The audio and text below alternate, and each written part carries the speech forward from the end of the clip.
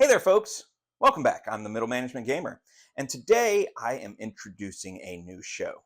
So I've been reading some articles, not intentionally. I just kind of stumbled upon them, and I've watched some video essays on YouTube, and a lot of it has to do with what makes us comfortable, what makes us feel good, what makes us happy.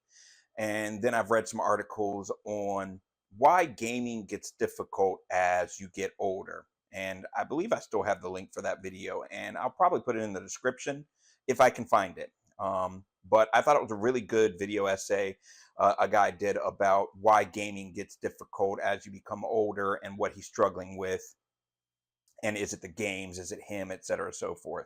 I'm not going to give it all away, but it got me thinking a bit. And I also saw some memes on Facebook that multi-panel cartoons, not necessarily memes, but things that show up in your feed, especially when you put a lot of stuff about video games on your feed. They give you comics about video games. So what I was thinking about was why we still play games. Um, why we still play games that we played when we were young, why there's new games coming out every year and we're still playing the old ones. Some people do the same thing with movies or food. And they said a lot of it has to do with psychologically when you play a piece of music or you eat a particular food or you watch a movie. It can bring back memories because a lot of us base our memories on the five senses, and some people have stronger reactions to different senses. Like if you smell a certain perfume, it might remind you of a family member that wore it regularly that you haven't seen in a long time, or you smell a certain type of food.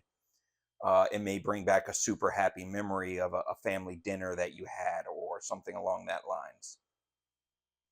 Movies, a lot of times people watch the same movies over and over again because they know the plot. And we live in a world where the plot isn't certain. Every day changes. You may have you go to work and a gas line busts and you can't cook all day, or there's an accident on the way to work. So no matter how early you leave, you end up being late because of it.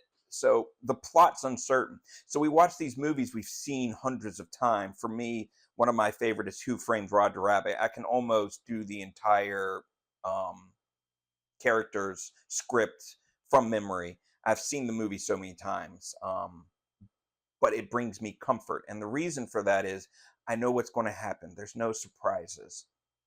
And some people think that's boring, but then again, you get that feeling of comfort from it.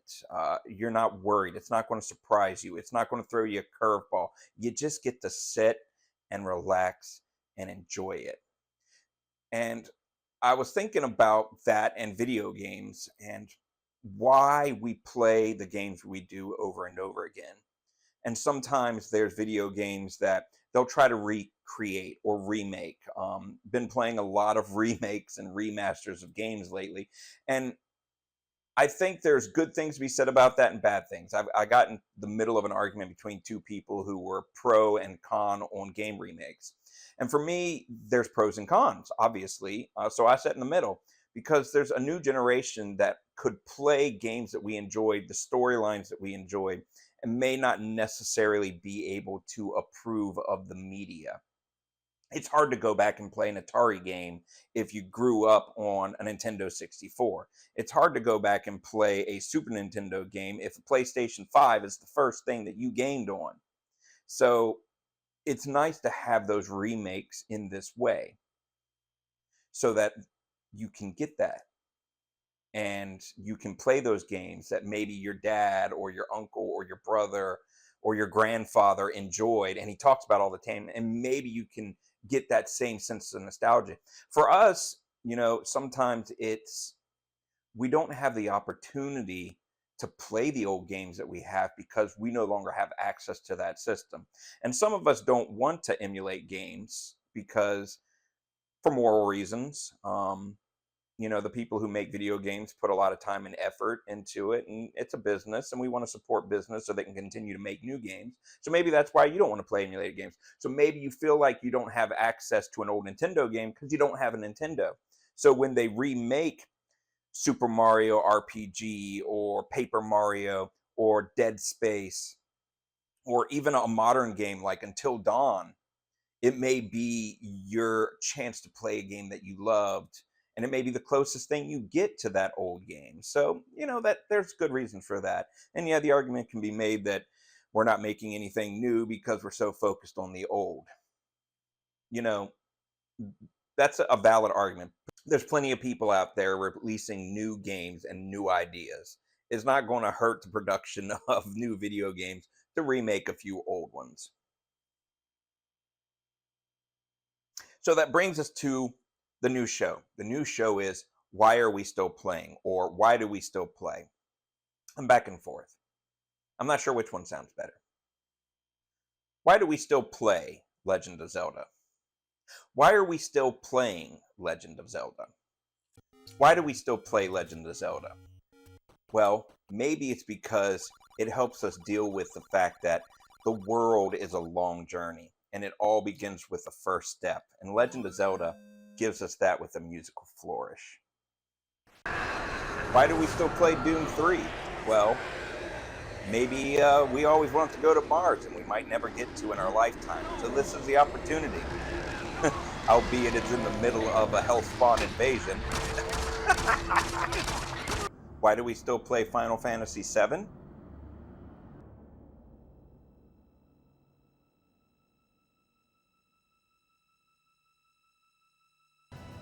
Because even if we're only one person in what seems to be an endless sea of people, maybe we can make a difference and we can save the world.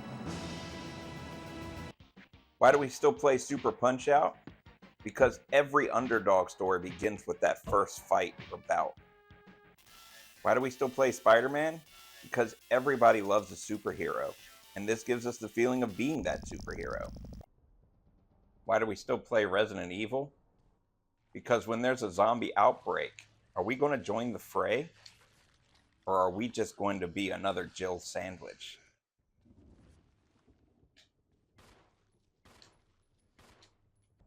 So yeah, why do you still play what you're still playing? What's that game that you enjoy? Why don't you let me know in the comments, and maybe we'll have a discussion. Maybe I can play that game and bring some of that nostalgia back for you. What are you missing? What game haven't you been able to play that you're just really itching to play? Let's play together. Join me on upcoming episodes of Why Are You Still Playing?, where we'll discuss things like Legend of Zelda or Resident Evil. Maybe Dead Space is more your cup of tea. Don't forget to like, share, and subscribe. Thanks for joining me.